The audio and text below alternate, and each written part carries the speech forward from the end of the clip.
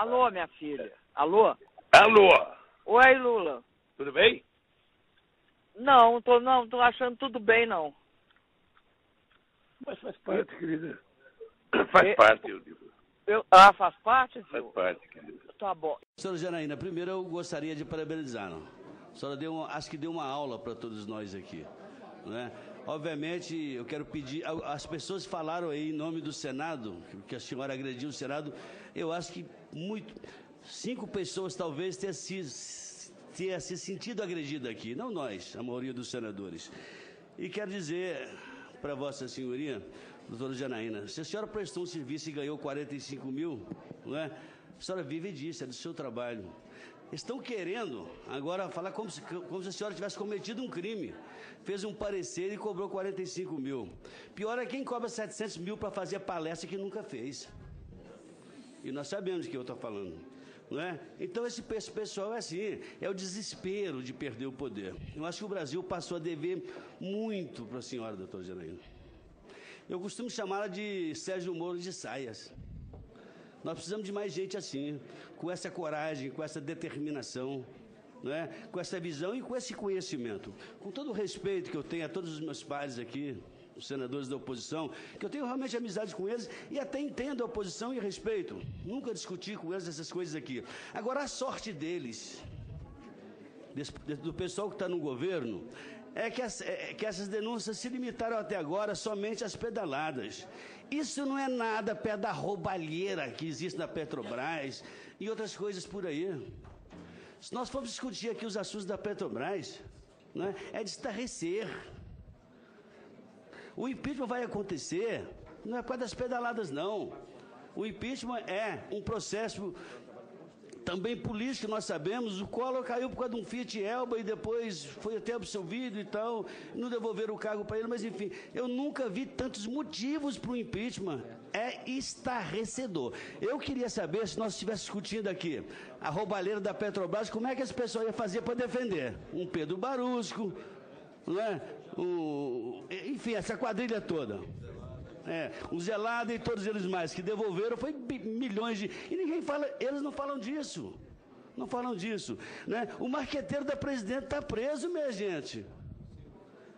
O maior empreiteiro do Brasil está preso há quase um ano. Por que ele está preso? Por corrupção e conchave, com essa turma que nos governa. Isso não é motivo suficiente para o impeachment, se não for, pelo amor de Deus. Nós somos todos criancinhas.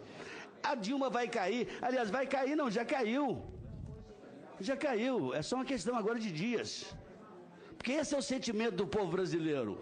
E nós temos que saber captar o sentimento do povo de 90% da população do Brasil.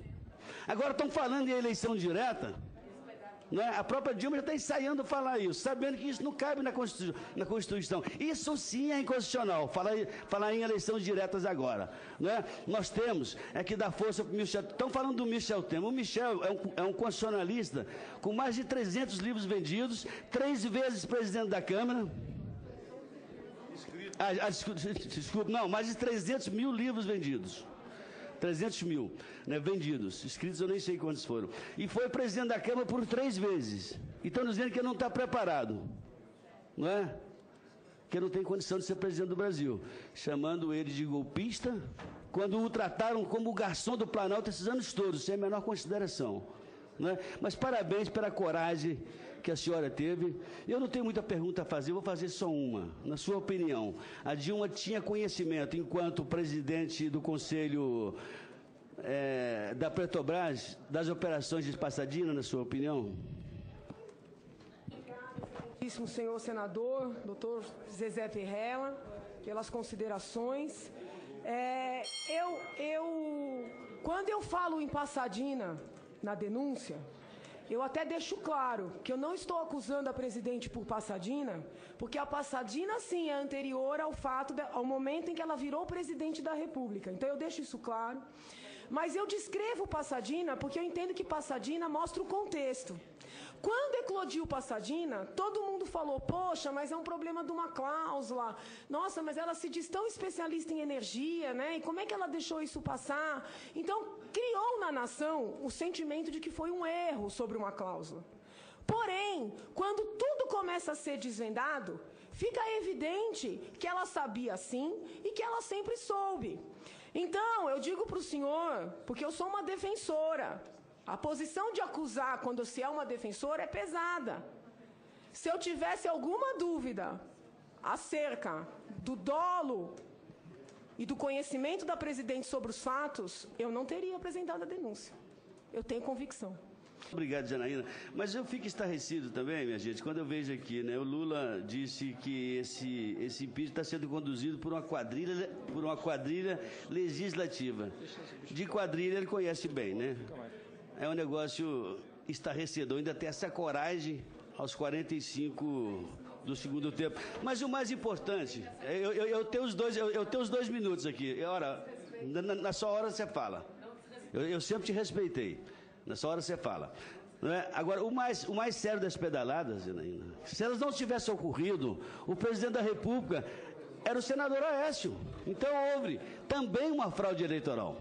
Muito obrigado, senhor presidente.